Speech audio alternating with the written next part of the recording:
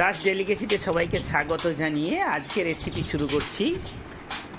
সাধারণ মানের আলুর দমকে কীভাবে অসাধারণ করা যায়, সেই অসাধারণ আলুর দম কারি পাতা দিয়ে। তেলটা গরম করতে দিয়ে দিয়েছি আমি। আলুগুলোকে ডুমো ডুমো করে কেটে এগুলো নুন হলুদ মাখিয়ে রেখেছিলাম, সেইটা একটু ফ্রাই করে নিচ্ছি আমি। প্রথমে হালকা ফ্রাই করে নেব। এবার এই আলুর ফ্রাইটা তুলে নেব এবং অন্য একটা কড়াইতে তেল দিয়ে তেলটা একটু গরম করতে দিচ্ছি। তেলটা গরম হলে এর মধ্যে কারি পাতাগুলোকে দিয়ে ভাজবো। এই কারি পাতা দিয়ে আলুর দম একদম এই উৎসবের সময় যে কোনো লুচির সঙ্গে বা অন্যান্য যে কোনো সময় জলখাবার হিসাবে খুব ভালোই লাগবে। আপনারা একবার বানিয়ে দেখুন কত সুন্দরভাবে এবং খুব সহজভাবে এই আলুর দমটা বানানো যায় এবং খুব সুস্বাদু হয়। কারি পাতাগুলো আমি ভেজে নিচ্ছি প্রথমে কিছুটা, এবং এই কারি পাতাগুলোকে লাস্টে এই ভাজাটাকে আমি গুঁড়ো করে আলুর দমে শেষে দেবো। সেই জন্য প্রথমে কিছুটা কারি পাতা আমি ভেজে নিচ্ছি। উৎসবের এই দিনগুলো সকালবেলা জলখাবারে লুচির সঙ্গে আলুর দম আমাদের লাগে।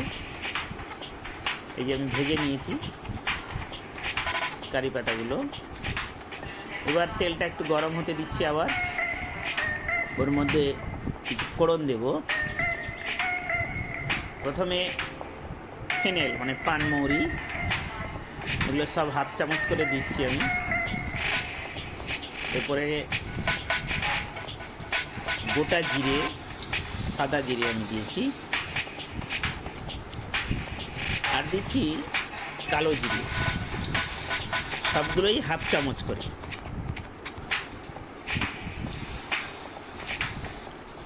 একটু ভাজা ভাজা করে নেব, 1 থেকে 2 মিনিট একটু ভেজে নিতে হবে। ভাজার গন্ধটা উঠলেই আপনারা বুঝতে পারবেন।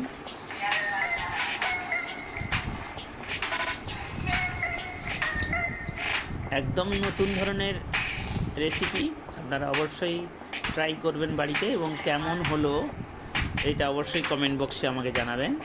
যারা এখনও আমার চ্যানেল সাবস্ক্রাইব করেননি, চ্যানেলটা সাবস্ক্রাইব করে নেবেন এবং সোশ্যাল মিডিয়াতে অবশ্যই শেয়ার করতে ভুলবেন না।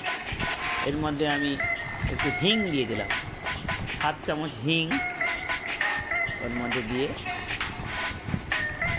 নেড়ে নেব। এবার এই কারি পাতা, অল্প কিছু কারি পাতা আবার ওর মধ্যে দিয়ে দিচ্ছি।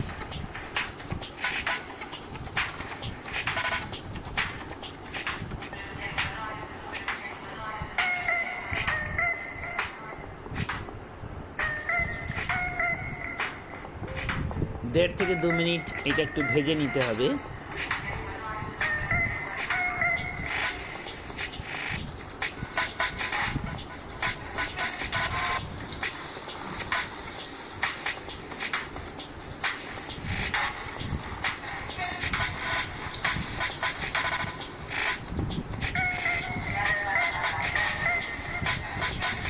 এবার ওর মধ্যে একটা টমেটো, গোটা টমেটোকে পেস্ট করে নিয়েছিলাম, সেই টমেটোর পেস্টটা ওর মধ্যে দিয়ে দিলাম।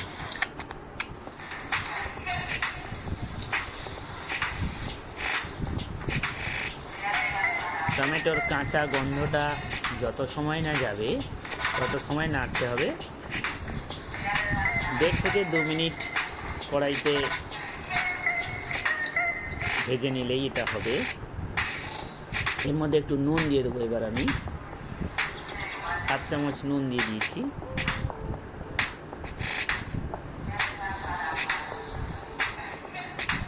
আপনারা চাইলে একটু আদা বাটাও দিতে পারেন, কিন্তু পেঁয়াজ রসুন একদম চলবে না। পেঁয়াজ রসুন ছাড়াই একদম নিরামিষ আলুর দম, যাতে পুজোর দিনগুলোতে আমরা খেতে পারি, সেই জন্যই এটা তৈরি হয়েছে।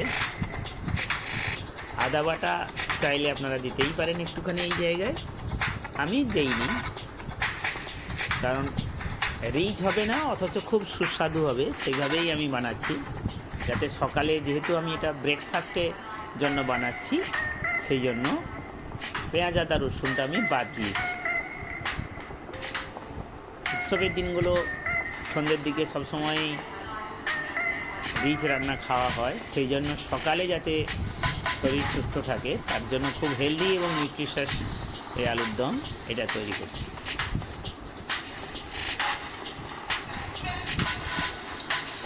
টমেটোটা আমার ভাজা হয়ে আসছে, আমি গন্ধটা পাচ্ছি বেশ সুন্দরভাবেই।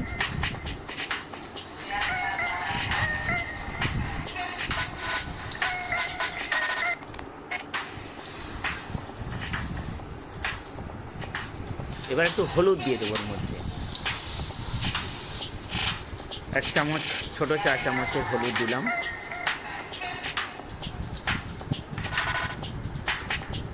যারা একটু ঝাল খেতে পছন্দ করেন তারা শুকনো লঙ্কা দেবেন, শুকনো লঙ্কার গুঁড়ো। আর যারা ঝাল খেতে চাইবেন না তারা একটা কাঁচা লঙ্কা এর মধ্যে দিয়ে দেবেন।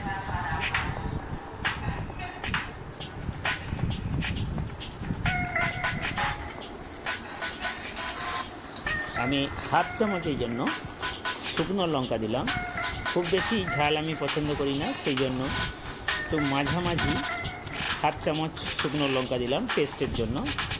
আপনারা ঝাল যদি বেশি পছন্দ করেন অবশ্যই 1 চামচ লঙ্কার গুঁড়ো দেবেন।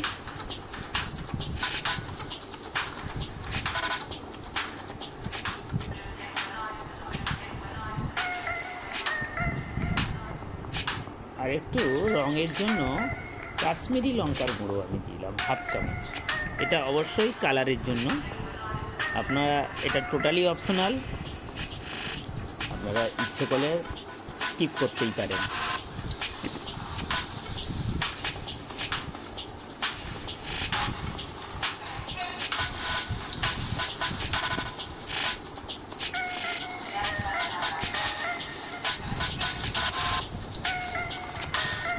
এবার ওর মধ্যে একটু জিরে গুঁড়ো এবং দিয়ে দিলাম, একটু চাট মশলা দিয়ে দিলাম, অল্প একটু জিরের গুঁড়ো এবং অল্প একটু চাট মশলা, সবই 1/2 চামচ করে দিয়েছি।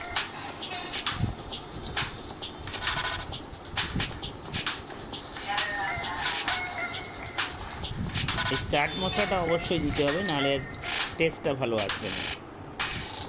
জিরের গুঁড়ো আপনারা নাও দিতে পারেন।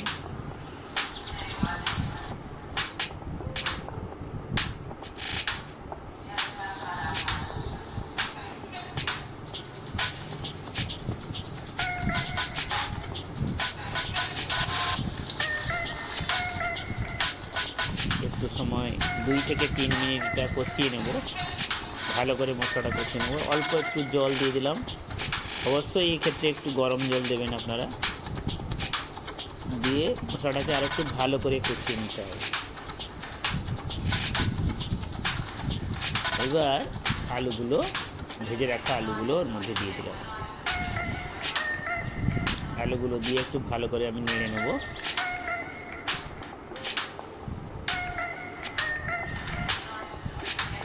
যদি কেউ একটু মিষ্টি মিষ্টি খেতে পছন্দ করেন তাহলে অল্প একটু চিনি দিয়ে দেবেন এর মধ্যে।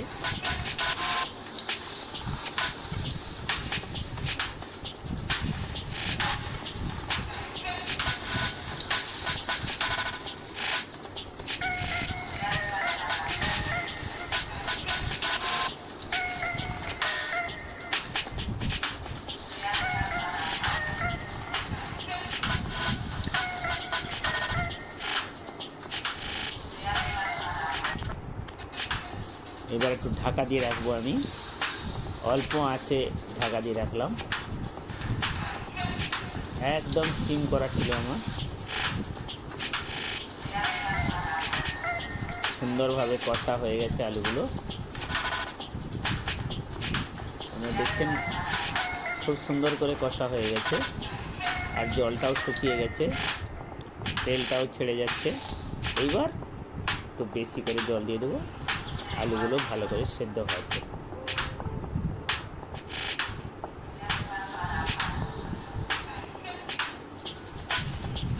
এটা যেহেতু লুচির সঙ্গে খাবো সেই জন্য খুব বেশি জল দেওয়া যাবে না, আলু সেদ্ধর জন্য যতটুকু জলের দরকার ঠিক ততটুকু।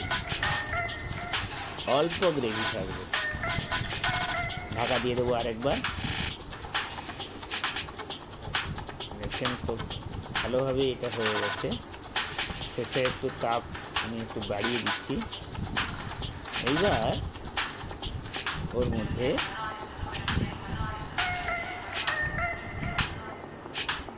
নারকলের দুধ দিয়ে দিলাম।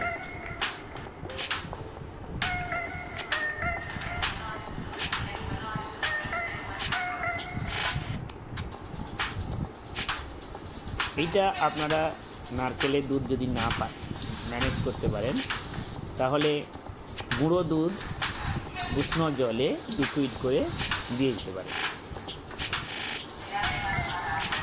এতে স্বাদটা খুব সুন্দর হবে এবং ঘন হবে। আবার আমি একবার ঢাকা দিয়ে রাখলাম। 2 মিনিট পর ঢাকাটা খুলে নিচ্ছি এবং আমার আলুর দমটা প্রায় রেডি হয়ে গেছে। এইবার শেষে ওই ভেজে রাখা যে কারি পাতাগুলো সেগুলো দিয়ে দিই।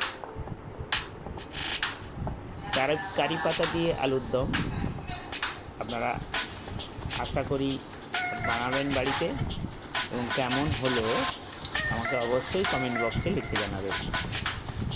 উৎসবের দিনগুলো আপনাদের সবার ভালো কাটুক, খুব মজা করুন। নতুন নতুন রেসিপি জানার জন্য আমার চ্যানেলের নোটিফিকেশান বেল প্রেস করে রাখুন, যাতে আমার পরবর্তী রেসিপিটা সঙ্গে সঙ্গে পেতে পারেন। সবাইকে অসংখ্য ধন্যবাদ।